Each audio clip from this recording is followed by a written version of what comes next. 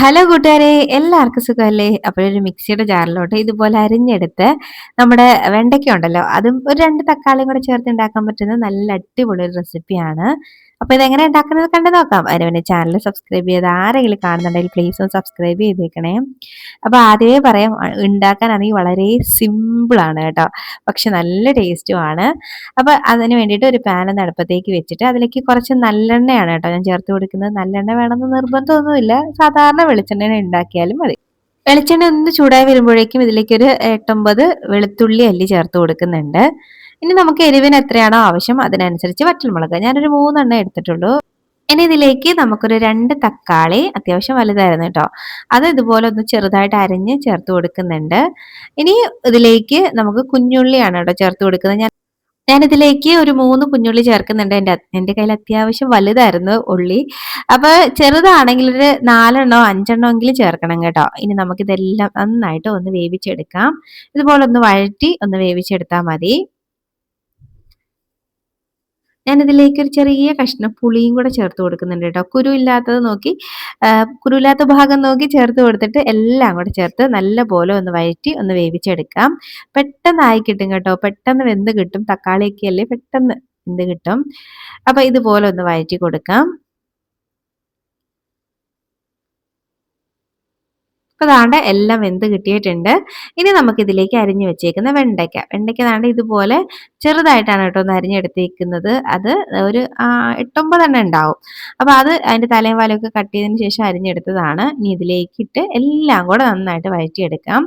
അപ്പോൾ ഈ വെണ്ടയ്ക്ക ഇങ്ങനെ ഇട്ട് കുറച്ച് കഴിയുമ്പോഴേക്കും ഇതിനകത്ത് ഒരു വഴുവഴുപ്പൊക്കെ വന്നു തുടങ്ങും. അപ്പോൾ കുറച്ചധികം സമയം ഇതുപോലെ ഇങ്ങനെ വഴറ്റിയെടുക്കുമ്പോഴേക്കും ആ വഴുവഴുപ്പൊക്കെ ഒന്ന് മാറി വെണ്ടയ്ക്കൊക്കെ നന്നായിട്ട് വെന്ത് കിട്ടും. അപ്പോൾ ആ ഒരു സ്റ്റേജ് വരെയും നല്ലപോലെ വഴറ്റിയെടുക്കണേ. വഴുവഴുപ്പൊക്കെ ഒന്ന് മാറി വെണ്ടയ്ക്കയുടെ കളർ ഒന്ന് ചേഞ്ച് ആയി വരുന്ന സമയം വരെയും വഴറ്റി കൊടുക്കുക. അപ്പോൾ വെണ്ടയ്ക്ക മാത്രം ഒറ്റയ്ക്കിട്ട് ഒന്ന് വഴറ്റി വേവിച്ചെടുത്താലും മതി, ഇതിൻ്റെ കൂടെ ഇട്ട് വഴറ്റിയാലും മതി, കുഴപ്പമൊന്നുമില്ല. അപ്പോൾ ദാണ്ടെ ഇതുപോലെ നല്ലപോലെ മിക്സാക്കി വെണ്ടയ്ക്കയൊക്കെ ഒന്ന് വേവിച്ചെടുക്കാം. അപ്പോൾ ദാണ്ടെ വെണ്ടയ്ക്ക വെന്ത് കിട്ടിയിട്ടുണ്ട്. ഞാൻ ഇതിൻ്റെ ഫ്ലെയിം അങ്ങ് കുറച്ച് ഓഫ് ആക്കുകയാണ് കേട്ടോ. അപ്പോൾ നമുക്ക് ഇനി ഇതിലേക്ക് ആവശ്യത്തിനുള്ള ഉപ്പും കൂടെ അങ്ങോട്ട് ചേർത്ത് കൊടുക്കാം. ഉപ്പും കൂടെ ചേർത്തിട്ട് എല്ലാം കൂടെ ഒന്ന് മിക്സ് ആക്കി എടുക്കാം. ഞാൻ ഈ ഫ്ലെയിം അങ്ങ് ഓഫ് ആക്കിയത് ഇനിയും ഫ്ലെയിം ഇട്ടുകൊണ്ടിരുന്ന അടിയിലൊക്കെ പിടിച്ച് കരിഞ്ഞു പോകാൻ സാധ്യതയുണ്ട്. നോൺ സ്റ്റിക്ക് അല്ലേ, നമ്മൾ ഇനി അല്ലെങ്കിൽ വെളിച്ചെണ്ണയൊക്കെ ചേർത്ത് കൊടുക്കേണ്ടി വരും. അപ്പോൾ ദാണ്ടെ ഫ്ലെയിം ഓഫ് ആക്കിയതിന് ശേഷം ഒന്ന് മിക്സ് ആക്കി എടുത്താൽ മതി. ഇനി ഇത് അവിടെ നിന്ന് തണുത്ത് വരട്ടെ. അപ്പം തണുത്ത് വന്നതിന് ശേഷം ഒരു മിക്സിയുടെ ജാറിലോട്ട് ഇതെല്ലാം കൂടെ അങ്ങോട്ട് ഇട്ട് കൊടുക്കാം. ഇനി വളരെ സിമ്പിളാണ് പരിപാടികൾ. ഇതിപ്പം തന്നെ സിമ്പിളാണ്. കുറച്ച് പിന്നെ വെണ്ടയ്ക്കയുടെ വഴുവഴുപ്പൊക്കെ ഒന്ന് മാറുന്നവരെയും ഒന്ന് വഴറ്റിയെടുക്കണം, ഒന്ന് വേവുന്ന വരെ. അതേ ഉള്ള ഒരു പണി.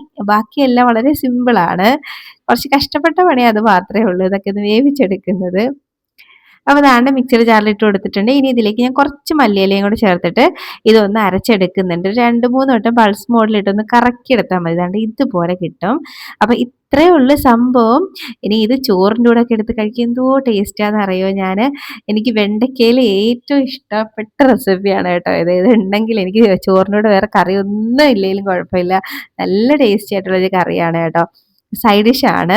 അപ്പോൾ അതാണ് ഇതിന് ചൂട് ചോറിൻ്റെ കൂടെ വെച്ച് അങ്ങോട്ട് കഴിച്ചാൽ മതി. അപ്പോൾ നിങ്ങൾ വെണ്ടയ്ക്ക ഒരു വട്ടെങ്കിലും ഇങ്ങനെ ട്രൈ ചെയ്തിട്ടില്ലെങ്കിൽ ഉറപ്പായിട്ടും ട്രൈ ചെയ്ത് നോക്കണം. നിങ്ങൾക്ക് എന്തായാലും ഇഷ്ടമാവും കേട്ടോ. അപ്പോൾ ഉണ്ടാക്കി നോക്കിയിട്ട് അഭിപ്രായം പറയണം. വീഡിയോ ഇഷ്ടമാവുകയാണെങ്കിൽ ലൈക്ക് ചെയ്യാനും മറക്കരുത് കേട്ടോ. അപ്പോൾ നമുക്ക് ഇനി ഒരു റെസിപ്പിയുമായിട്ട് വീണ്ടും കാണാടോ. അതുവരേക്കും ബൈ. Thanks for watching.